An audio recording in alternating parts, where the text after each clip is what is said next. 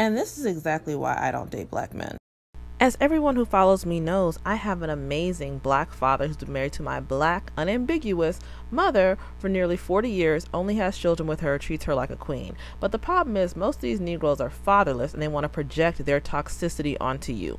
Whether you've had a great involved father or whether you had a toxic absent father, they want to try and make it an issue. A lot of the impetus for that comes from their toxic mothers. These women don't want to admit that their sons are garbage, so when someone rightfully doesn't want to date their broken child, they want to come on here getting upset. You have not raised a prize. You have raised trash. No one wants your trash. These dudes with their mother's last names love to try and weaponize your relationship with your father. If you had a great relationship with your father, he's going to call you spoiled, like it's a bad thing. He's going to call you a daddy's girl. He's going to try and act like you're some sort of immature person because you don't want to accept the bare minimum, less than the bare minimum, crumbs from him. And if a guy who's been raised in that toxic situation tries to give you better, his mother is going to be right there telling him, you don't deserve all that she did it all by herself. That's where these guys get that line of logic from. Oh, my mama suffered. She's the one in his ear saying, I suffered, and that girl should have to suffer too.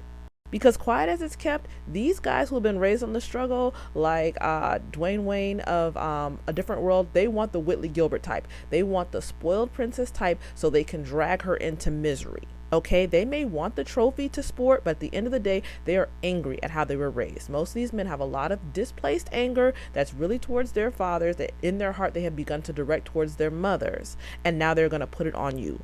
They hate to see you thriving because they never thrived. They were never cared for. They were never coddled. They were never cozened. So they want to make sure that you suffer for having had a good life. But nothing is ever good enough for these men. That's why they have something negative to say either way. If you were a woman who had a toxic situation or your father was just not there growing up, they have something bad to say about that too. Oh, well, you never had a daddy and that's why you're this and that's why you're that. Well, first of all, it takes one to know one, doesn't it?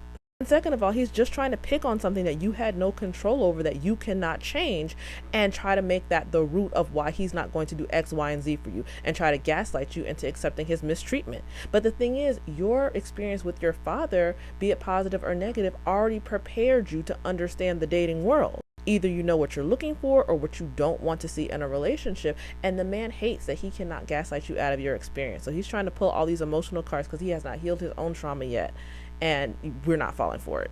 So you can get online, you and your mammy can scream all you want, but this is why more and more women are stepping back, because it shows in the way that you talk to not just black women, but other black men.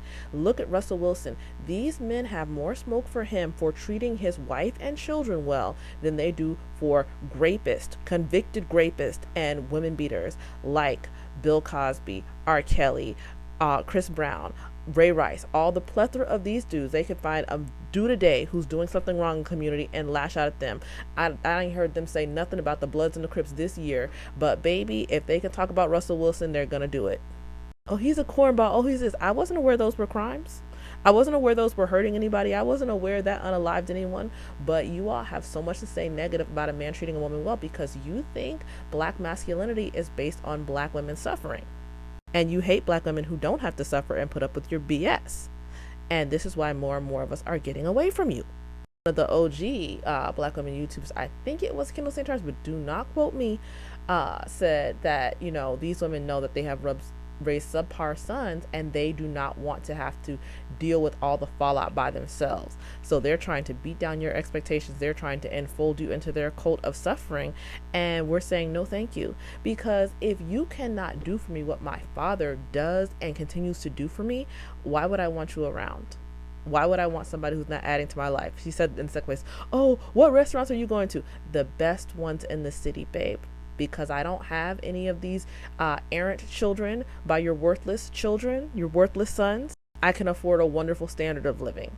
Okay, so I have my own apartment, my own car, my own credit cards, my own everything, and I treat myself wonderfully well. And if I ever get tired of it, my parents treat me wonderfully well.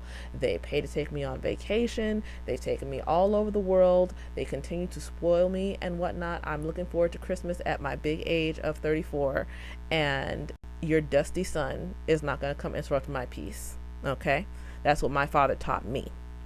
So like and follow for more, ladies. And stay where you deserve, out of the realm where dusties can reach you.